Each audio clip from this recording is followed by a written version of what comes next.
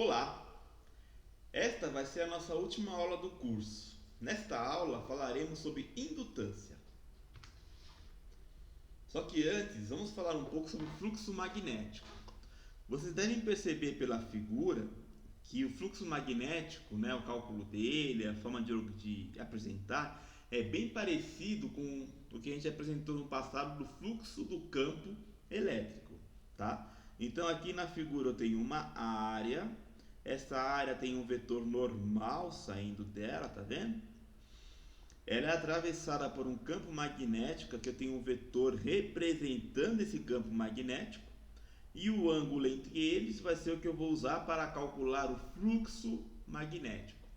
Fluxo magnético é igual ao campo magnético, a sua intensidade, vezes a área que é atravessada, multiplicado pelo cosseno do ângulo entre a normal da área, o vetor normal, e o campo magnético. A unidade de fluxo magnético é Weber, ok? Bom, Faraday foi um cientista, que trabalhou em torno do fluxo magnético, tá? Então, o que ele percebeu em uma de suas experiências? Que se você fizer variar, o fluxo magnético no interior de uma espira, por exemplo, vai surgir uma força eletromotriz, vai surgir uma corrente induzida, tá? A gente viu brevemente isso na aula passada, mas aqui eu estou retomando de novo porque agora é o foco maior nesta aula, ok? Perceba que e vale lembrar também, a gente já tinha visto isso, que o campo magnético sai do polo norte e vai para o polo sul, tá? Quando esse ímã se aproxima, eu estou fazendo com que o campo magnético mude, Ele está aumentando porque eu estou aproximando a fonte da espira nesse caso. E aqui, repare que o ponteiro do nosso amperímetro, que está medindo a corrente, está indo para um lado, que é esquerdo nesse caso. Quando eu afasto o ímã, ou seja, eu estou mudando também, o fluxo magnético, mas agora eu estou reduzindo porque eu estou afastando, a agulha vai para o outro lado, tá? O que isso quer dizer? Isso quer dizer que quando eu tenho uma variação do fluxo, eu vou ter o surgimento de uma corrente nessa espira, nesse condutor, tá?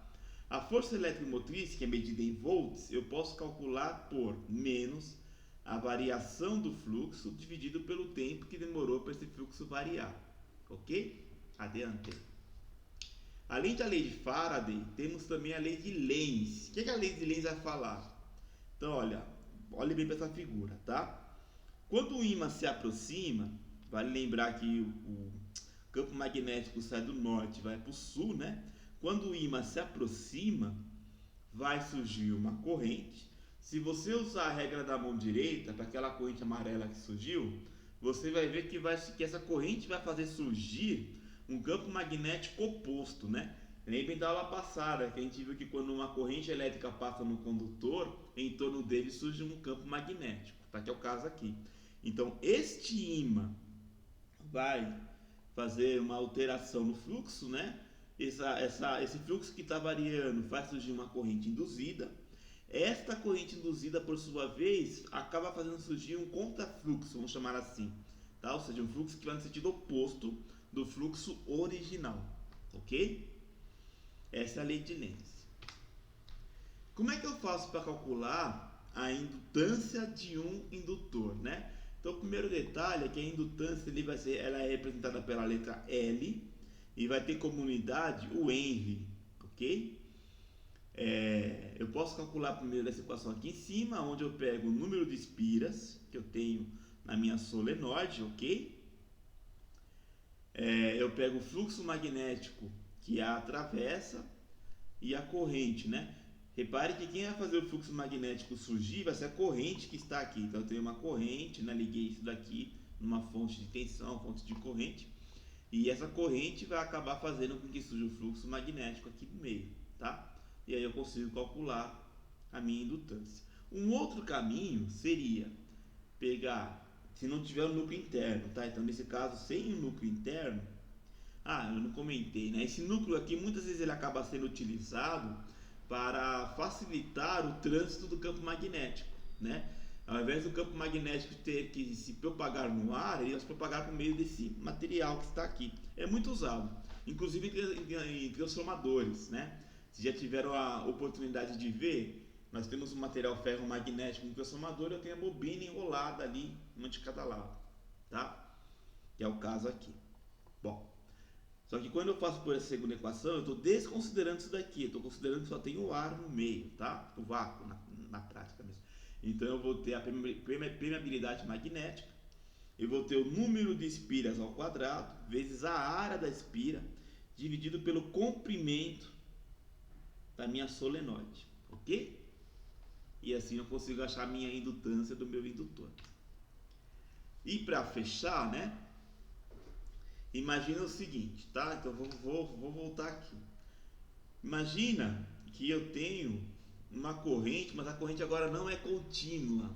É uma corrente alternada, tá? Se eu tenho uma corrente alternada, essa corrente alternada que vai passar na minha solenoide vai gerar um fluxo magnético que varia. Porque se a corrente varia, o fluxo magnético também varia. Se o fluxo magnético varia, esse fluxo que está passando pela bobina vai gerar uma corrente induzida. Esta corrente induzida, por sua vez, vai gerar um contrafluxo, que nem nós vimos na lei de Lenz, tá? Isso acaba gerando uma certa resistência, uma certa impedância elétrica, tá? Então, aqui está explicado o que eu acabei de falar, né? É daí que vem a impedância de um material indutor. Então, o material indutor só vai ter uma impedância quando ele está ligado a uma corrente alternada. Uma corrente contínua ele não vai gerar impedância, ok?